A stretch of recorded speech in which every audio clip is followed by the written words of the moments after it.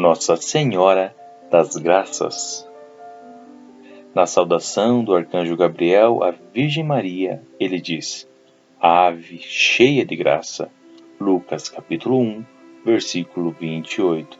Pode-se dizer que o primeiro a chamar Nossa Senhora como a Senhora das Graças foi o próprio Deus, pois é evidente que a mensagem não era do arcanjo, mas da própria Santíssima Trindade. O homem decaiu e perdeu o vínculo com Deus, se tornando assim escravo de Satanás, e por isso Deus prometeu o Salvador, para resgatar o que estava perdido e romper o vínculo que separava de Deus. Quando Maria disse o seu sim a Deus, diante de São Gabriel, ela passou a ser portadora da maior de todas as graças que a humanidade poderia receber, o próprio Filho de Deus.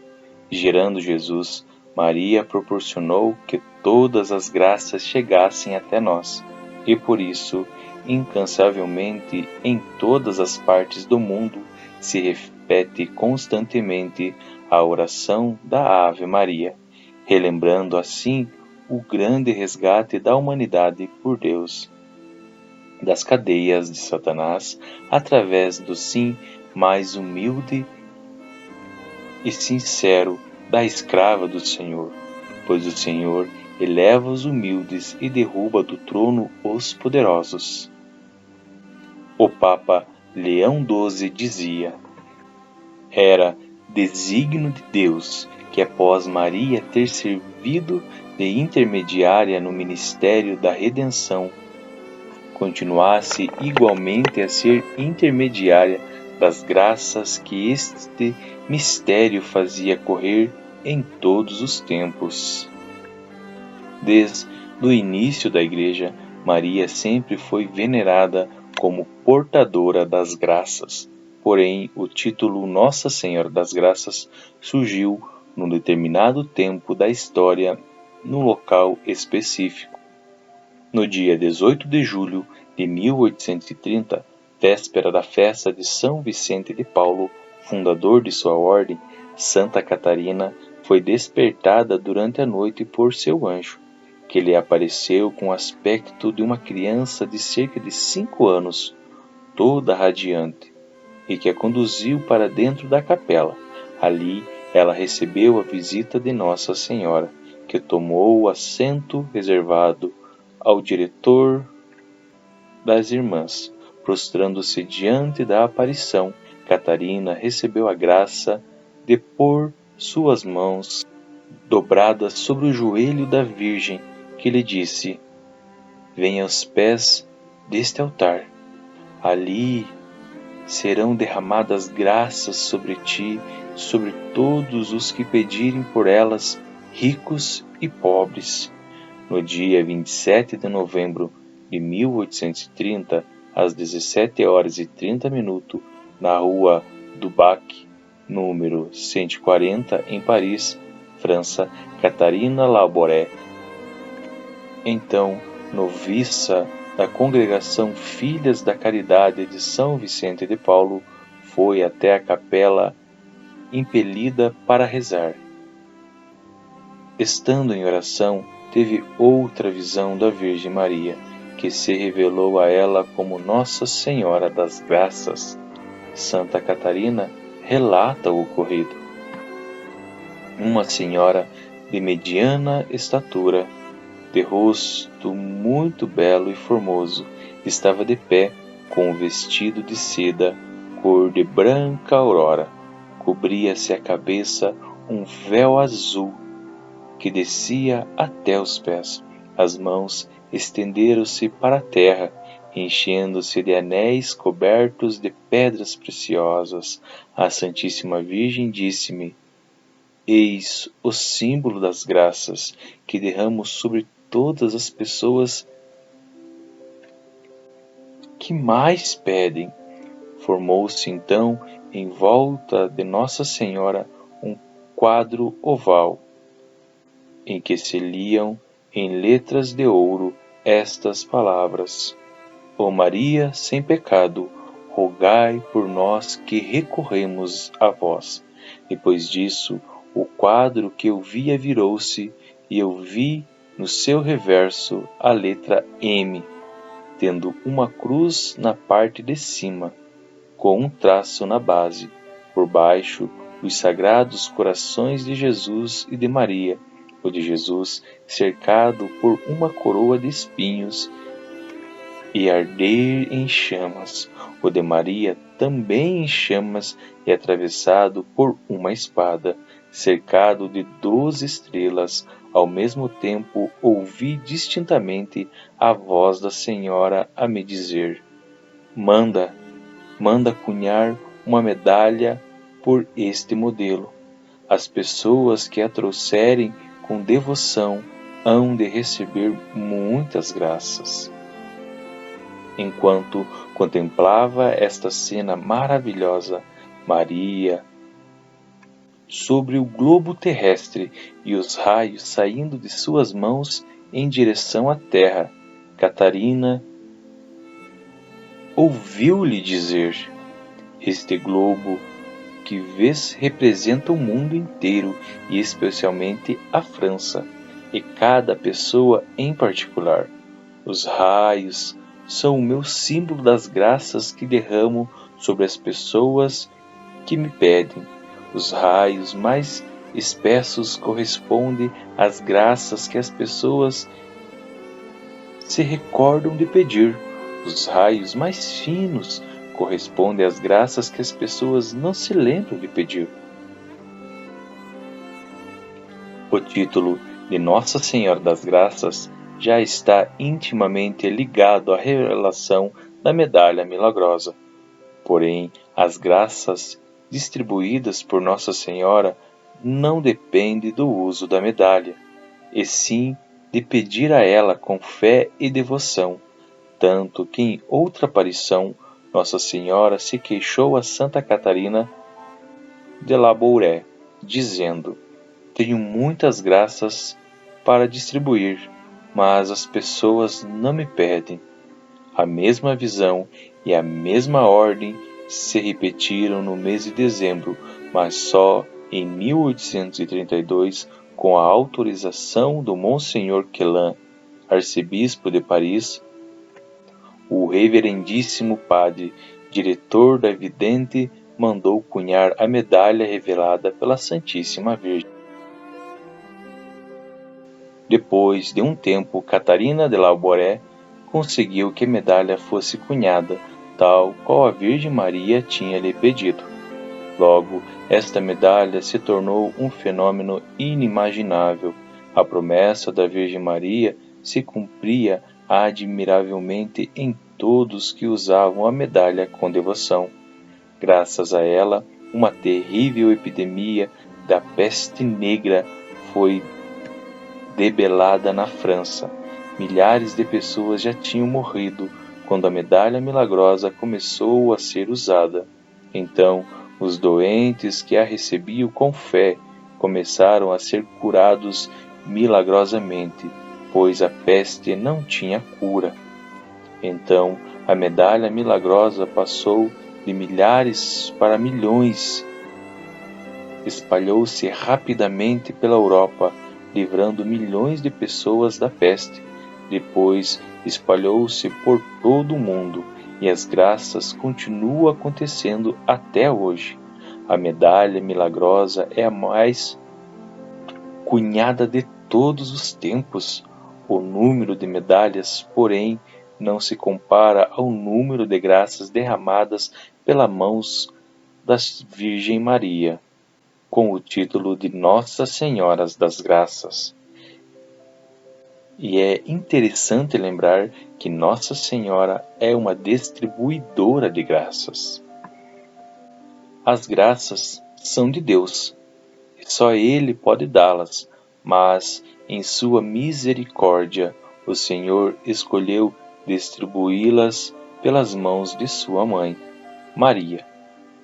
Esta é a maravilha da nossa fé. Milhões de graças estão nas mãos de Nossa Senhora e ela quer distribuí-la a seus filhos. É vontade de Deus que assim seja. São Bernardo de Claraval dizia que nunca se ouviu dizer que ela não atendeu a quem pediu com fé. Esta realidade maravilhosa é testemunhada por milhões de pessoas ao longo dos séculos. A irmã Catarina faleceu em 1876, com 71 anos, e seu enterro foi seguido por uma multidão de devotos e crianças pobres que acompanharam a religiosa até a última morada. Em 1933, foi beatificada aquela que havia propiciado a todos nós a possibilidade de conhecer que Maria Imaculada é a medianeira de todas as graças. Logo em seguida, ao anúncio de sua beatificação, deu seu costumeiro reconhecimento das relíquias. Em 21 de março de 1933, uma delegação de médicos e sacerdotes juntou-se na cripta para exumação. O caixão externo de madeira tinha caído aos pedaços, mas o segundo caixão de chumbo encontrava-se bem preservado e não foi com grande dificuldade que conseguiram retirá-lo do exato lugar onde fora colocado e no qual permanecera por mais de meio século. O caixão foi levado então a uma sala especialmente preparada para se examinar a relíquia. O agente funerário cortou a tampa do caixão chumbado e retirou-a, deixando entrever um caixão interno de madeira, que também estava aberto. Quando o médico suspendeu o pano que cobria o corpo, seus restos foram encontrados perfeitamente intactos. Uma testemunha ocular escreveu: as mãos haviam deslizado para o lado, mas estavam brancas e em seu aspecto natural. O cordão do rosário havia apodrecido e as contas haviam se desprendido no caixão. A pele do rosto tinha aparência levemente estriada, mas estava inteira. Os olhos e a boca estavam fechados. Duas senhoras que haviam conhecido a irmã Catarina reconheceram com facilidade as características de sua santa amiga. O cirurgião da comunidade, Dr. Herbert Didier, que foi testemunha da exumação, deixou registrado que, ao abrir o caixão, deparamos com uma massa acinzentada de serragem que havia tomado a forma de corpo. Nessa superfície havia algumas evidências de mofo, mas nenhuma decomposição, apenas um odor levemente azedo. Depois de remover a serragem cuidadosamente com a mão, era possível ver o pano mortuário. Ele encontrava-se intacto, levemente úmido e podia ser facilmente retirado. Limpo o corpo, tinha aparência perfeitamente preservada e em roupas que haviam mantido sua coloração e consistência normal. As cometas do hábito da religiosa haviam ficado sobre seu rosto, e assim, junto com o peso do pano mortuário e de serragem, fez achatar-se o nariz. As mãos e o rosto tinham uma cor rosada, com leves tons de marrom, mas também estavam intactos. 2 dedos da mão esquerda estavam poucos enegrecidos, mas nós percebemos de imediato que a cor escura devia ser não a necritose do tecido, mas sim a tinta do hábito que havia passado para a mão do lado da rachadura do caixão de chumbo. Havendo apurados esses fatos, colocamos o pano de volta e fechamos o caixão para o translado do corpo. Após esse rápido exame, o corpo da santa foi trasladado em procissão solene para a casa principal das irmãs, onde foi recebido pelas irmãs, noviças e postulantes de sua ordem, bem como pelos padres e noviços lazaristas. O caixão de chumbo, coberto com um tecido branco de seda na qual iam bordados, em ambos os lados, imagens da medalha milagrosa, abria caminho em meio aos filhos e filhas de São Vicente de Paulo.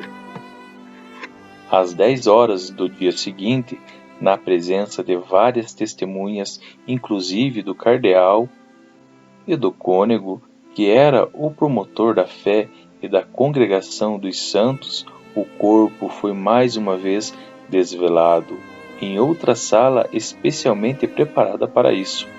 O Dr. Didier registrou então o seguinte: o corpo foi cuidadosamente retirado do caixão e colocado sobre uma mesa comprida.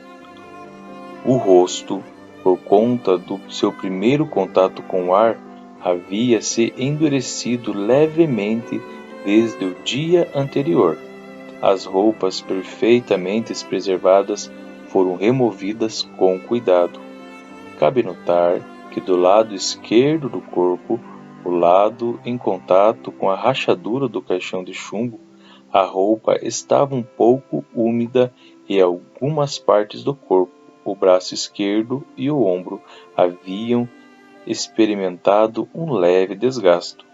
A pele nesta região estava um pouco inchada, enrijecida e exibia em sua superfície alguns resíduos embranquiçados. Examinando o corpo, pudemos notar a perfeita flexibilidade dos braços e das pernas. Esses membros só haviam experimentado uma leve mumificação. A pele estava intacta e estriada por toda parte. Os músculos estavam preservados e podiam ser facilmente dissecados. Em uma aula de anatomia, nós cortamos o externo ao meio. O osso mostrava uma consistência elástica e cartilaginosa e podia ser cortado com facilidade pela faca do cirurgião. Aberta a cavidade torácica, ficou-nos fácil remover o coração. Ele tinha encolhido bastante, mas manteve sua forma. Podíamos facilmente ver dentro dele os capilares fibrosos e restos das válvulas e músculo. Retiramos também alguma das costelas e a clavícula. Desmembramos os braços, que serão conservados à parte. As patelas dos joelhos foram removidas, os dedos e as unhas dos pés encontravam-se em perfeitas condições. O cabelo permaneceu preso ao couro cabeludo. Os olhos estavam em suas órbitas e as pálpebras meio fechadas. Nós podíamos afirmar que o globo ocular, mesmo caído e encolhido, achava-se íntegro, e até a coloração da íris cinza azulada permanecia. Para garantir a preservação do corpo, injetamos uma solução de formaldeído, glicerina e ácido carbólico. O corpo da santa foi colocado depois na capela da casa principal, sob o altar lateral de Nossa Senhora do Sol, onde repousa até hoje, atrás de uma cobertura de vidro, as mãos erguidas e entrelaçadas por um rosário são feitas de cera. As mãos incorruptas da santa que foram amputadas são mantidas em um relicário especial, conservado agora no claustro das noviças, na casa principal. O coração da santa também foi colocado em um relicário especial, rica e reverentemente adornado, na capela de Reuilly, onde a santa havia rezado com tanta frequência enquanto cumpria seus deveres de Estado.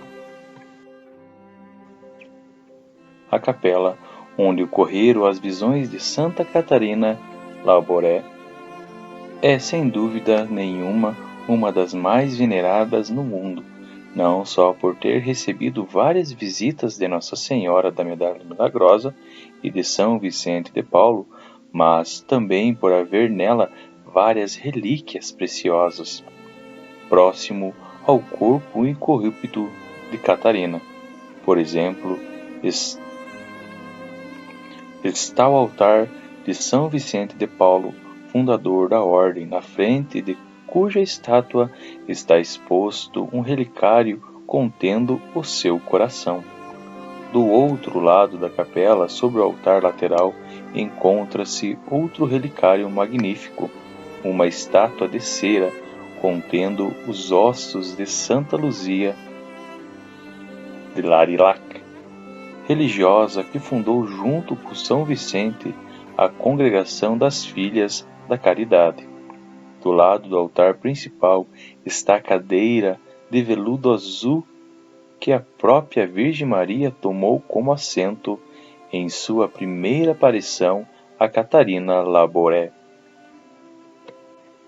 Os que visitam a capela são autorizados a tocar e beijar a cadeira, e muitos deixam sobre ela pedacinhos de papel em que vão sendo escritos seus pedidos de oração.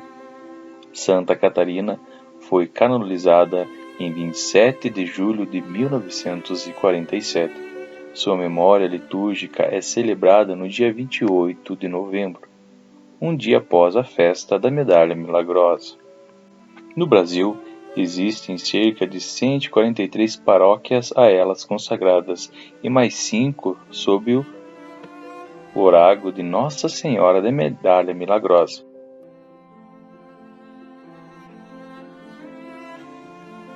A Medalha Milagrosa.